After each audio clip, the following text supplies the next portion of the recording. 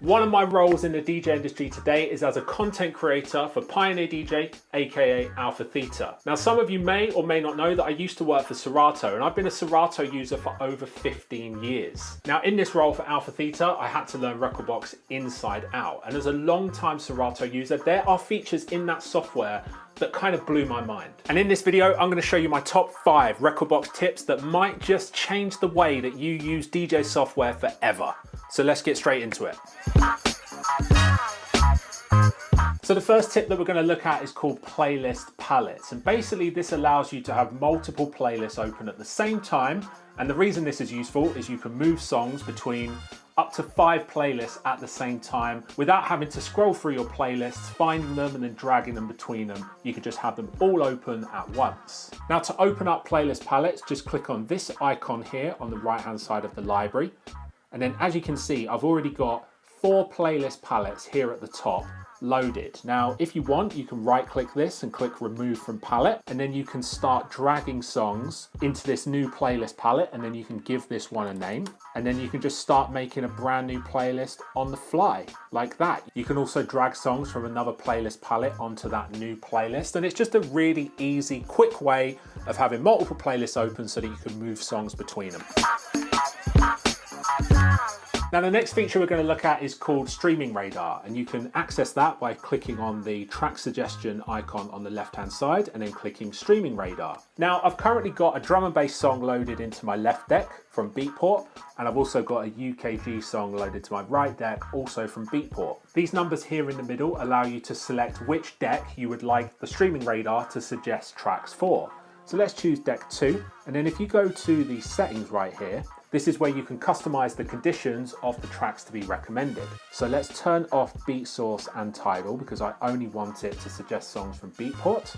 And here you can choose the plus and minus BPM percentage so that it only stays within a certain BPM range. Let's change that to 4. And then you can also change the key that it suggests. So let's choose same key and tick that box. And here you can choose either instrumental songs or songs including vocals. Let's change it to songs including vocals and then click OK. So right here, these are all the songs that the Streaming Radar is suggesting from Beatport to go with my song on deck 2. If you change this to deck 1, it will use all of the same criteria, but it will do it for the song in deck 1. So now I've got a ton of drum and bass tracks that it is suggesting from Beatport. This is a great way of allowing Rekordbox to suggest a song to play next. And I've been using this feature for a while, and I've actually discovered a ton of new music by using it. So I highly recommend using it if you use streaming services inside Rekordbox.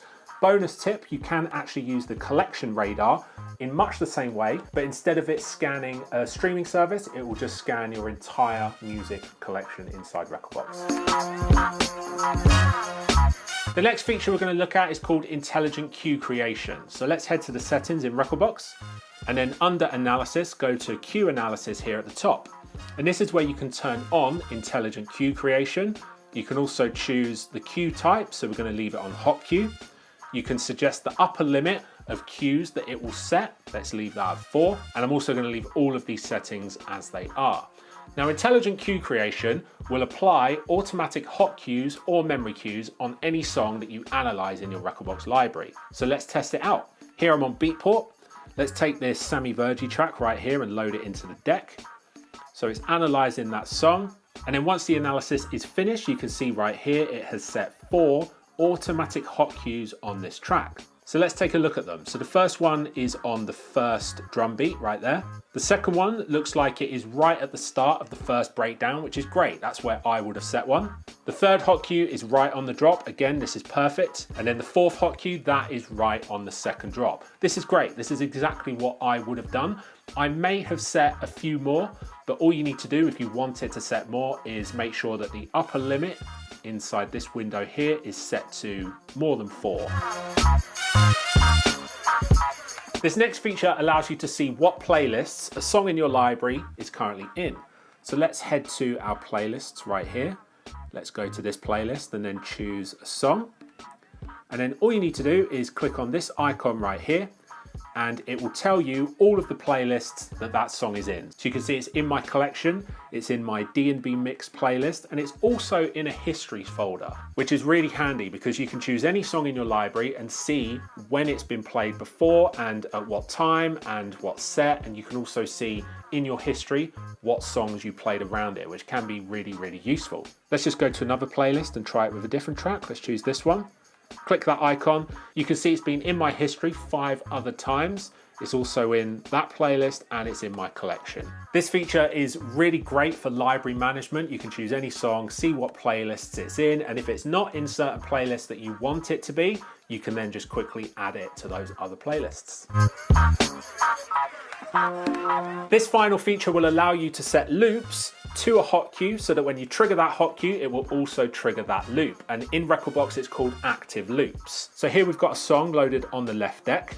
And what I'm going to do is I'm going to set a 4-beat loop right at this point. And then all you need to do is click an empty hot cue slot. So now, as you can see, that hot cue is orange, which means that when you trigger that hot cue, it will also trigger that loop alongside it. So those are my top 5 Rekordbox tips coming from a long-time Serato user. Now, some of these features, when I learned that they existed and I learned how to use them, kind of blew me away. Some of them are features that I've wanted in Serato for many years. Now, I do think at some point Serato will update things like the library and stuff like that and maybe introduce, hopefully, some of these features. But let me know down in the comments what Serato does not do that you wish it did. I'm really interested to know. And if you're a Rekordbox user, tell me which one of these 5 tips was your favorite, and let us know in the comments any tips of your own that have changed the way you use DJ software. If you enjoyed this video and learned something, be sure to hit the subscribe button. I've got a lot more educational videos like this one planned for the rest of the year